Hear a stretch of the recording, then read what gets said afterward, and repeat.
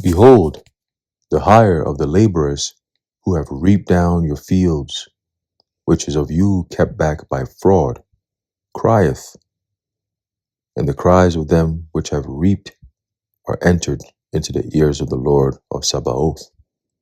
James chapter 5, verse 4. Shabbat Shalom. I want to start off by giving all praises, honor, and glory to Yahweh, Bahasham, Yahweh Shai, Bahasham, Rachak Wadash. Double honor to our venerable apostles and elders of Great Millstone who rule well, and peace and blessings to the Lord's elect, the house of David. It's a brother Aharon coming back at you with another lesson, Lord willing to be edifying and uplifting unto the elect. All right, and I'm going to title this is what they do, Neocolonialism. All right, Neocolonialism.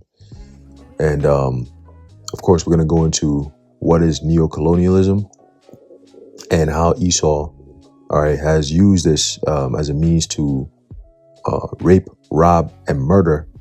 All right, like we always say, he's used tactics to rape, rob, and murder different nations, all right, different countries, all right, different tribes, and so on and so forth. But ultimately, the number one people that he did this to are the people of the nation of Israel, all right, the 12 tribes of Israel. Okay, and it tells you that in the book of see if I can get that real quick in the book of Joel. Okay,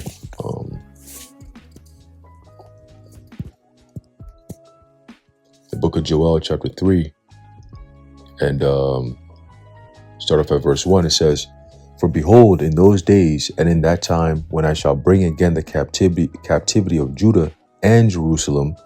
All right, that's synonymous for the two houses of Israel. You got Judah and you got Israel. All right, you got the southern kingdom and the northern kingdom. All right, that comes together to make the one house of the nation of Israel. Okay, verse 2, it says, "I will also gather all nations and will bring them down into the valley of Jehoshaphat," all right, which is Yahweh Shaphat, the Lord's judgment, "and will plead with them there for my people and for my heritage Israel, whom they have scattered among the nations and parted my land." Okay, the land of Israel, as you see today, is not occupied by the actual true children of Israel.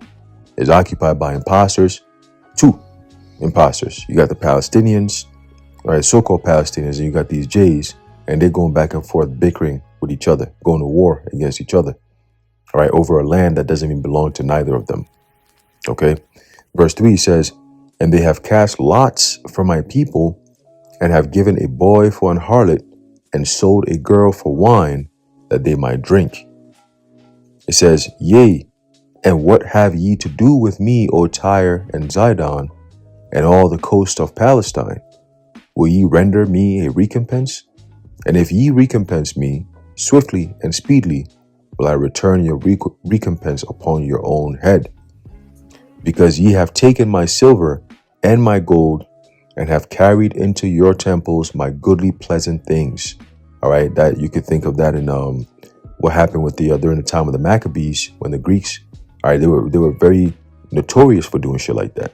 All right, go into our temple, plunder it, and then take all the goodly vessels and so on and so forth, the gold and the silver and all that good stuff.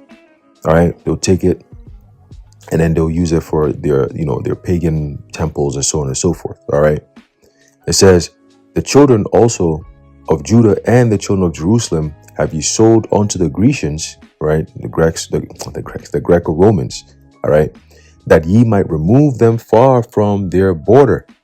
Okay, "Behold, I will raise them out of the place whither ye have sold them," right, slavery, "and I will return," and ultimately that's America, "and I will return your recompense upon your own head. And I will sell your sons and your daughters into the hand of the children of Judah, and they shall sell them to the Sabians, to a people far off, for the Lord Yahweh hath spoken it." Okay, so everything you did to us, we're going to do right back to you. All right, and that includes colonialism, but today we're talking about neo-colonialism. All right, because people like to think that, those are the old times. We don't live in those days no more. Oh yeah, let's read. Neocolonialism, a system of unequal exploiter-type relations foisted by the advanced capitalist countries and monopoly capital on the developing states. All possible means, that includes political, ideological, military, spiritual, etc., are employed to keep the developing countries within the world capitalist economy and to use their resources in the interests of the centers of imperialism. Okay? Neocolonialism replaced the system of colonial exploitation, which collapsed under the onslaught of national liberation movements. The basic elements of neocolonialism are unfair world trade giving capitalist states one-sided advantages and damaging the economies of developing states, foreign investments, and the activities of transnational corporations. Okay, now transnational corporations, right? When you actually, as a matter of fact, let's do this. Let's look it up. I want to read a little something about that. Okay, transnational corporations you have today, right, are companies that what they do is they'll go into a foreign country that has natural resources, okay, and they'll establish some form of grounds over there.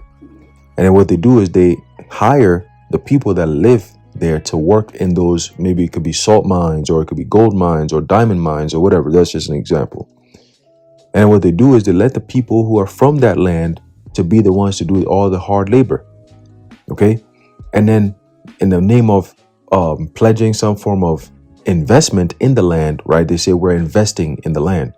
So they'll spend probably like maybe $100 million as a form of investing in the country or in the land. But what they're doing is they're really building an infrastructure to make it easy for them to get the resources over to the overseas countries. You see, that's where the real money's made.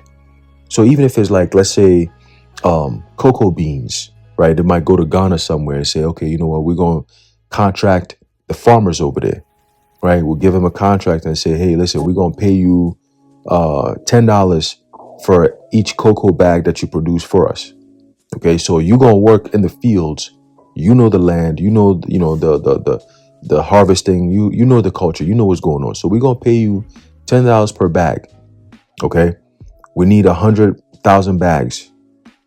When they take that $10, that $10 that they're given for per bag, if it's let's say 100 bags, that's 100 was 100 or $1,000 right there. Okay, let's just use that as an example. That $1,000 they'll use and claim to be an investment, where we're investing $1,000 in cocoa farms in Ghana. But what you're really doing is you're just paying the farmers for their labor that they're doing, so you can extract all that cocoa and take it overseas and make it into chocolate and all kinds of different things that the cocoa can make. And then you spent $1,000, but you're making $1 million back. That's where the real money comes in. And then what happens is the farmers, they don't get any better. They don't get, better tools to work or better infrastructure or make more money so they can be independent to go take care of their own families. They don't get that. You see, they're only getting paid for the work that they're doing for these corporations that are going over there to make more money off of them. You see what I'm saying? So that's a form of transnational corporations right there. You have a corporation in one country, and then you use that corporation to exploit and take all the resources and transfer it over to maybe America, where you're gonna make millions of dollars off of what you just bought off of the natural resources in Ghana for basically dirt cheap. Okay, so that's what these devils like to do. All right, so it says here, it says foreign investments and the activities of transnational corporations in newly free countries that bring about big profits to capitalist countries. The sale of technologies, the system of loans which has trapped the newly independent countries in a web of foreign debts. Okay, use of foreign labor in discriminatory terms, and the brain drain from developing countries, hunger, blackmail, and the drawing of these countries into the arms race, a lucrative practice for the military industrial monopolies of the West. Okay. And when they say the West, right, they're really talking about America, because she has the most powerful influence in all the countries in the Western Hemisphere. Okay. She sits at the head of NATO. That's all you need to know. Okay. It says neocolonialism obtains support of the sections of the population in the newly free countries who cooperate with foreign capital to the detriment of their national interests. It increases the gap in the development rate between the newly free states and promotes greater differentiation in their midst. Neocolonialism encourages capitalist development in Asia, Africa, and Latin America because these places have great amounts of natural resources. Okay? It says, and at the same time, by widening the economic gap between the center and the outlying regions of the capitalist world economy, slows down the developing nation's rate of progress and increases their external dependence. Okay, so like I said, they'll come to your country, the Philippines or whatever, and then they build the infrastructure, they let the people work there, but the people never really they don't amass any amount of wealth, okay, off of those natural resources, because these corporations are coming in there and taking those resources in the name of helping you develop. But what they're developing is building more factories so that they can, amass more wealth. You see what I'm saying? If I can get 10,000 bags of cocoa a day, if I build a factory over there, maybe I can get maybe 5,000 bags or maybe 100,000 bags a day. You see? So that brings up their market value even more. You see what I'm saying? So in the name of investing, which is really just building a pathway for you to make more money, that's all it is. Okay? They F up these countries, they F them over, right? So their country is not going to make money like that. See what I'm saying? It's cheated compared to how much you're going to be making after it's all said and done. Okay, so America is just going around just bullying people, taking their resources, lying to them, telling them, oh, there's a great opportunity. They hop their happy ass over there with the IMF and tell you accept the libiquity rights, and we're going to give you more aid. You know what I'm saying? And if you refuse, we're going to come down on you with the military and shit like that. You see? So we're going to read a little bit about the transnational corporations as well. All right, because it's all tied into finances as well. All right, it's all about finances, money. It says the distinguishing feature of neocolonialist profits, most of which are not reflected in statistics, is their covert and sly nature. See, who does that remind you of? Like always trying to F you over and get one over on you. Who does that remind you of? All right, it says according to published data, for instance, transnational corporations exported an annual average of $9 billion in profits from the developing countries in the 70s, which is almost twice as much as was transferred into these countries in the form of direct foreign investments. The transnationals received an additional unrevealed annual profit of nearly $16 billion through the use of transfer prices during the same period. Soviet economists estimate that neocolonialists made about $90 billion in annual profit in the early 80s. That's a lot of money back in the 80s. $90 billion right now is a lot of money. How much more back then? So you can imagine how much money they're raking in, these corporations, man. Okay? It says the figure is even greater if taken together with the developing countries' payment on their foreign debt, you see, which have lately shown a tremendous increase. All in all, the imperialist states fleece the developing countries to the tune of $200 billion annually. The USSR, which is the United Soviet Socialist Republic, if I'm not mistaken, all right, and their socialist countries are resolutely supporting the struggle of the newly free states against neocolonialism and for progressive social and economic change, including the nationalization of foreign monopolies, property, expanding the public sector of the economy, strict government control over foreign trade relations designed to promote national development, and for effective steps to restructure the international economic order on the principles of equality, mutual benefit, and non-interference in the internal affairs of sovereign states. Okay, and that's what America does. America likes to interfere in international affairs of sovereign states in the name of bringing peace, right? Oh, this country is disabled, we need to go in there and bring peace. Like they have put that on themselves. Ain't nobody gave you that title, you just doing it. Oh, we're gonna go to Venezuela because there's drug cartels over there. Nobody asked you for that, right? Why are you worried about Venezuela when you in America, you got shit that you got to worry about in your own country? Or we're gonna go to Nigeria and go deal with them because they're killing the Christians over there. Like who what do you know what I'm saying? And that's what they do. Okay, that's what they do. Going back to the title, this is what they do. Okay, now let's look up a little bit about neocolonialism. It says neocolonialism today manifests through various mechanisms involving transnational corporations and powerful economic institutions that maintain control over developing nations indirectly. One prominent example is the role of multinational corporations in Africa, particularly those from Europe and the United States, which exploit natural resources and labor under unfavorable conditions, often benefiting the home economies of these corporations more than local populations. So that's what I was saying earlier. Okay, and most people will be using this product here in America, but they have no idea how it even got to America in the first place. Okay, you got people who they call it, I think, something trade. I forget what it's called. No, it's not free trade. It's something trade, where it has to do with product that's not produced by traffic. The trafficking, they'll go to different countries and then they traffic the children over there.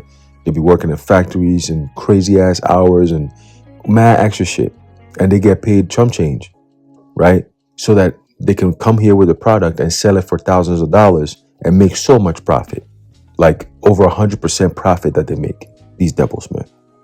Okay, so that goes back to the ill-gotten gains, man. All right, riches got by fraud. Okay, riches kept back by fraud. So it says here, the United Fruit Company, now known as Chiquita, historically dominated economies in Central America, creating banana republics through exploitative plantations that led to poverty and environmental degradation. Okay, and they're gonna have to pay for that. All right, remember the scriptures tell you that the Lord is going to destroy them that destroy the earth. I believe that's in Revelation. Let me see if I can pull that up real quick. Okay, let me see. Destroy the earth. Right, it's the book of Revelation, chapter 11 and verse 18. I always mix it up with Revelation 16, but Revelation 11 verse 18, it says, "The nations were angry, and thy wrath is come, and the time of the dead, that they should be judged, and that thou shouldest give reward unto thy servants the prophets, and to the saints, and them that fear thy name, small and great, and shouldest destroy them which destroy the earth." Okay, and this devil has in the name of money making, has destroyed everything, man. He's destroyed the skies, he's destroyed the water, he's destroyed the food, he's destroyed the people, he's destroyed animals, the trees. All right, he's destroyed the Lord's creation.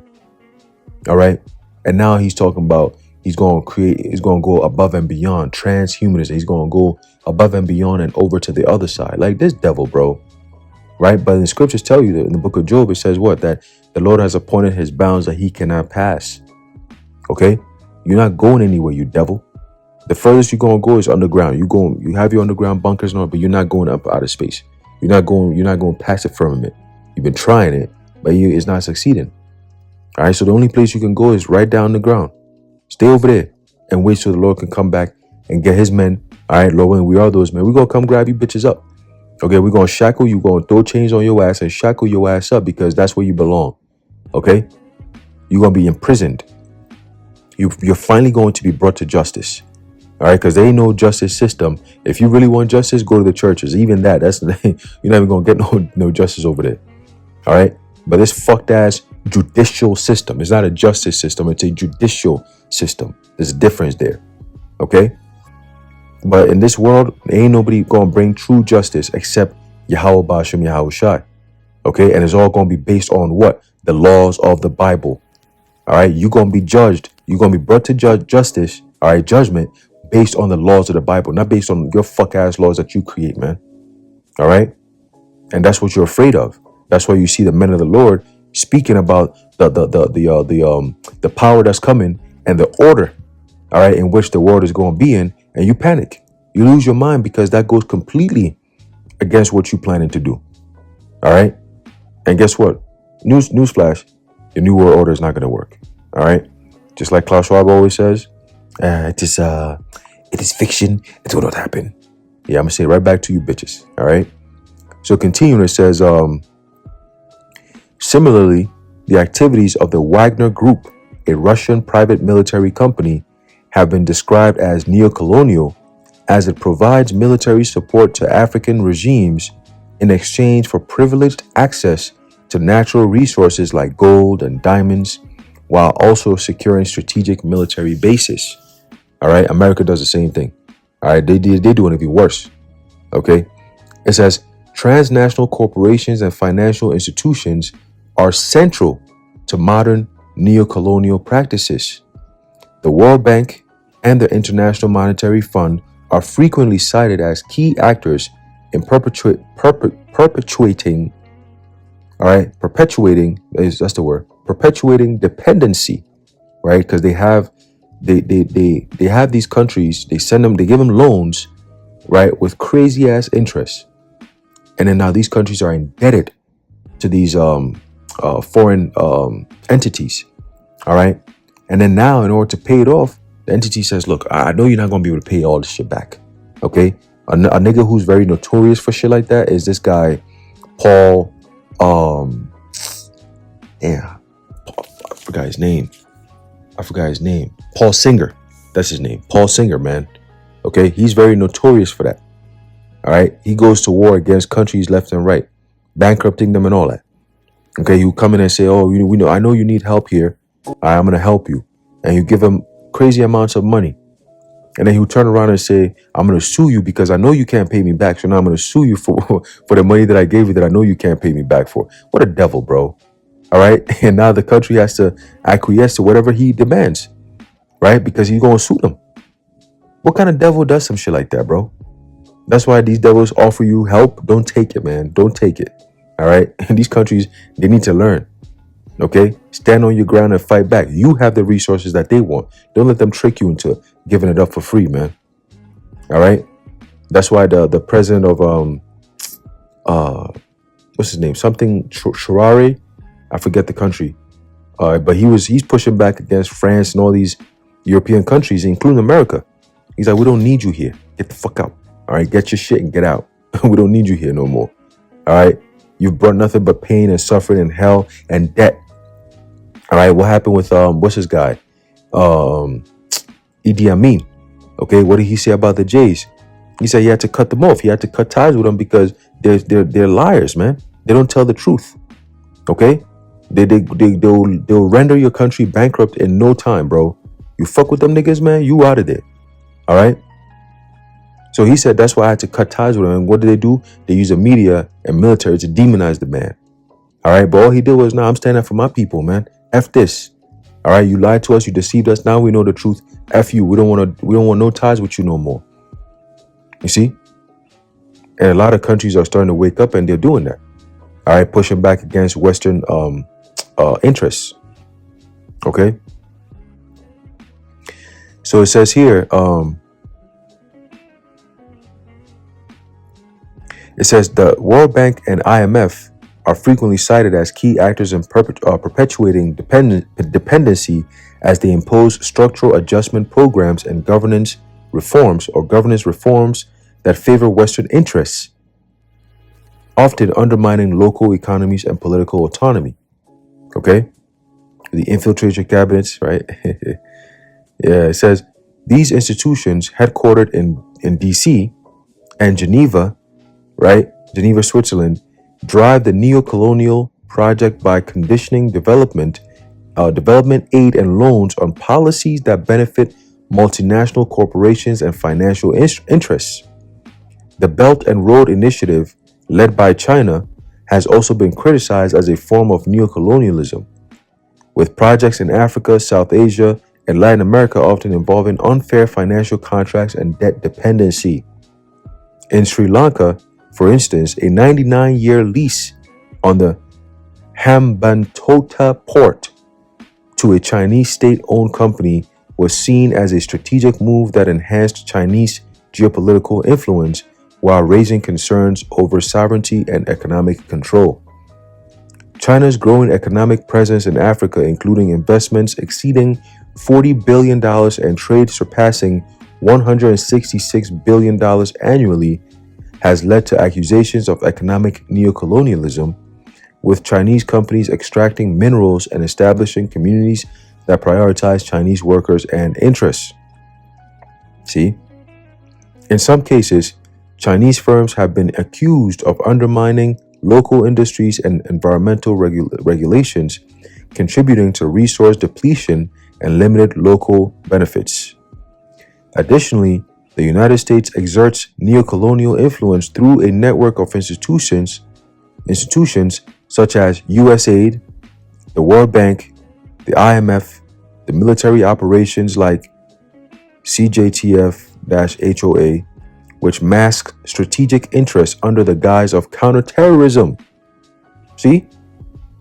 Democracy promotion and humanitarian aid. These devils, bro. Right? These mechanisms allow powerful nations to maintain economic and political dominance over developing countries without direct colonial rule. Okay? So it's a rule by proxy. All right, neocolonialism is literally a rule by proxy. And of course, then they turn around and say, oh, these countries are not developing fast enough. They don't have healthcare. They don't have good education. They don't have good food to eat and water to drink. And we need to go in there and help them out. See, we need to go in there and bring them up to speed to the Western way of doing things. They're not technologically sound. They need internet. See? They need shit that we created. They need internet. They need cars. They need this. They need that. We're going to provide it for them, though. In return, they need to give us them resources. And if they fail to do so, and there's a breach of contract, we have every right to come down upon you with great wrath. You see? But it's what these devils like to do, man. Okay? This is what they like to do. This is what they do. Okay? And the Lord is going to punish them severely for that. All right? So let's get this back in James, and then we should be good to go. All right, it's the book of James, chapter 5, and verse 1. It says, go to now, ye rich men, weep and howl for your miseries that shall come upon you. Your riches are corrupted, and your garments are moth-eaten. All right, you're getting wealth, all right, in a very ill manner. Okay, a lot of people die in order for these devils to have the kind of money that they get, and it's never enough. Their desire is like hell. They can never have enough, bro. You have all the power, all the money in this world, all the influence, everything. And now you said, nah, I want power over people too. Like raw power. Give me your hands, I'm gonna put a chip in it. Give me your brains, I'm gonna put a chip in your brain. I wanna be like the Most High. It's not enough that I'm a man and I have all the power. No. I wanna be like the Most High. Now I'm not done with this place. I wanna go conquer different realms. I wanna tap into something greater than myself. And I count myself equal with that greater than these devils gotta go. You see. Verse 3, your gold and silver is cankered, quite literally. Okay. And the rust of them that shall be with it says, and the rust of them shall be a witness against you, and shall eat your flesh as it were fire. Ye have heaped treasure together for the last days. Behold, the hire of the laborers who have reaped down your fields, which is of you kept back by fraud, crieth. And the cries of them which have reaped are entered into the ears of the Lord of Sabaoth. Okay? Ye have lived in pleasure on the earth, and have been wanton. Ye have nourished your hearts, as in the day of slaughter. Ye have condemned and killed the just, and he doth not resist you. Okay? So that's what you've done. Everywhere you've gone you've left a trail of blood and dead bodies, man. And you left with people's resources and more money and more power and more control. That's what you devils have done. Okay? That's what you devils have done. And now you're being exposed. Now all of a sudden, all right, the whole world gotta suffer your wrath because you've been exposed. Fuck out of here, man. All right, we're gonna continue to expose you devils. All right, because that's what you've done. Okay, we're in the court of law. We're just bringing more evidence upon you. All right, we're making a case. All right, we're accusing you for all the crimes against humanity, the crimes against the children of Israel. Okay, the crimes against nature. All right, you're the odd man out, bro. You're the only one on this planet that does the shit that you do. Okay, devils talking about they're gonna create lab-grown meat from cancerous cells from a black woman. What the fuck? A cancerous cell from a black woman. Why specific? What's going on, man? There's a book of Habakkuk chapter 2 verse 4. It says, behold, his soul which is lifted up is not upright in him, but the just shall live by his faith. Yea, also, because he transgresseth by wine, right? That goes into all those treacherous philosophies. All right, he transgresseth by wine. He is a proud man, neither keepeth at home. All again, neocolonialism, transnational, transnational corporations. That's all part of you devils not being kept at home, bro. All right, your whole job is to influence. All right, not just your populations, but push that influence onto different nations as well, different minds, different cultures. Okay. It says, neither keepeth at home, or it says, who enlargeth his desire as hell, and is as death. Okay, that's literally what they do. It's like the grave, man.